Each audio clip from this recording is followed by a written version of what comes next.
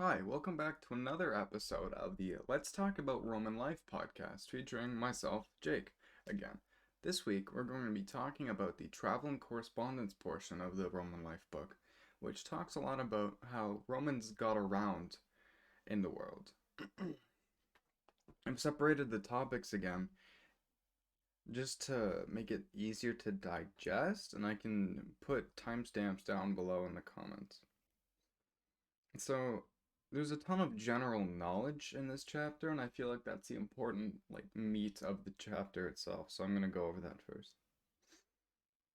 In general, Romans didn't really travel for pleasure. They didn't have a need to go out and see anything. They didn't like wild scenery. And they had this feeling that if you were to leave Rome, that people would forget about you, and you don't want that. It said that Romans traveled about once a lifetime, and that if you couldn't buy a boat, then you just had to wait around at port until you found another ship going in the direction that you were going yourself.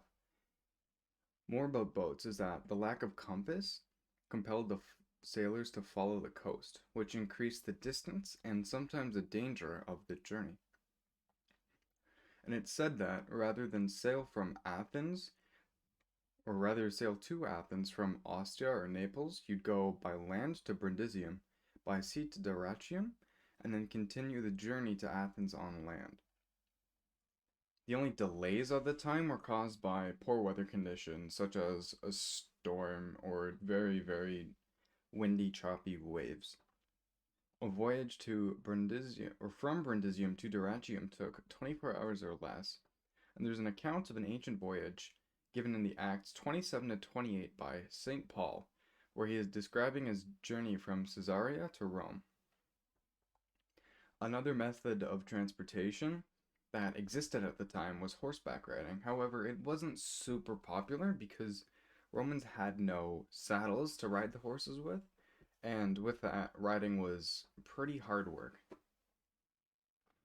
Generally, a family would save the trouble of unpacking baggage on a wagon or a carriage if they were to take it around for a long time. Instead of unpacking the baggage and then loading it up into a new wagon, what they would do is they would just hire fresh horses and keep the journey short. Couriers and government officials were known to have posts where they swapped horses. Alright, and then the streets of Rome were too small, so they didn't really allow for wagons when there were people in the streets. But there were four classes of wagons that were allowed at all times, which are market wagons, wagons with materials for public buildings, wagons used by the Vestal Virgins, the Flamines, or the Rex Sacrorum, and chariots driven in triumphal or circus processions. Basternas were litters carried by mules, so they were a special kind of carriage, like a more posh and laid back one of luxury, and they used mules to carry them. None of the names for the carts that we'll go over had Latin names, and all of them but the name Pilentum are of Celtic origin. Inns were of poor quality and were avoided by all respectable travelers. Accidents, bad weather, and unusual circumstances drove a traveler into an inn. The reason you wouldn't want to go into an inn is because the guests and the innkeepers have unsavory reputations and are of the lowest class of civilization. We have an idea of a menu from one of these inns. It comes from a museum at Naples where you could get a pint of wine with bread for 1 cent, could get other food for 2 cents, and hay for mules for 2 cents as well. Inns used the animals, or inns displayed eagles and elephants, or either or, to kind of display that they were an inn and they were open for business. It was pretty common for Romans to have messenger slaves that they would call tabularii. These tabularii could get 26 to 27 miles on foot in a day, or cross about 40 to 50 miles in a cart, depending on the horse. It's also said that a trip from Rome to Brundisium is about 370 Roman miles. Travelers commonly carried letters for strangers, but since it was usual for these letters to get lost, a secondary letter would be sent via a different route or a different stranger, just to ensure that the target would receive the letter. Romans had slaves to write letters as well, and they have many names. They were called labrarii, servi ab epitulus, servi a manu, and amanuenses. Romans used notebooks called tabulae instead of notepaper.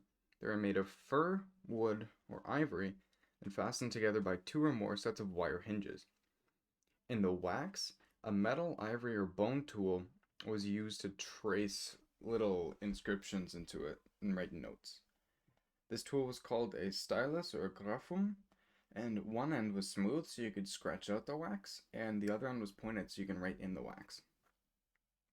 For longer communications, it was pretty common for Romans to use papyrus as opposed to tabulae. Ink in the Roman times was made out of soot and was mixed with resinous gums. And sealing a letter required thread, linum, wax, cera, and a seal, signum, and it ensured against improper inspections and held an air of genuineness. All gentlemen wore a ring for sealing letters. It was very common back in the day, and care was taken not to break the seal even when the letter had been opened. Now for travel distances, which I've put down on the screen. Rome to Brundisium took 6 days, Rome to Athens took 21 days, Rome to Sicily took 7 days, Rome to Africa also took 21 days, Rome to Britain took 33 days, and Rome to Syria took 50 days. It's also mentioned that in George Washington's time, winter caused letters to take longer to get from place to place. And now onto the different types of carriages. You have the plentum, which is a very basic four-wheel carriage, carpentum, which is a basic two-wheel carriage. Both of these are covered wagons, so they had something protecting you from the sun, and were used by the Vestal Virgins or priests. You have the petrorium, which was used in triumphal processions, but only to carry spoils of war. A caruca, which is a luxurious traveling bed used in the late Empire, and it had a bed put on the carriage where you could sleep in it. You also had the radai, which is a large four-wheeler that was covered. Generally, you would use from 2 to 4 horses, and it was used by large families. It was very common along with the cesium, so it was more like the Honda van of carriages in the Roman times. And then you also have the cesiae, which is small and light, 2 wheels, uncovered, 2 horses, used for very rapid journeys, and is single-seated. It was designed pretty much to have the bare minimum for a carriage to get from place to place as fast as possible. And then on to the names. We have letters from Cicero to Caesar and other people from Caesar's camp to show that letters were being carried to Caesar from Rome at least once a month. Cicero's letter from Cilicia, when he was a proconsul, shows interest in the news from home. Benjamin Franklin used a Basterna in 1785 to get from Paris to Philadelphia, which was carried by 2 Spanish mules. Livy says that the first Tarquin came from Etruria to Rome in a carpentum. Cicero says that Cyzia can reach 56 miles in 10 hours, assuming the horses are changed. This was considered unusual. However, on Roman roads, it was actually very possible.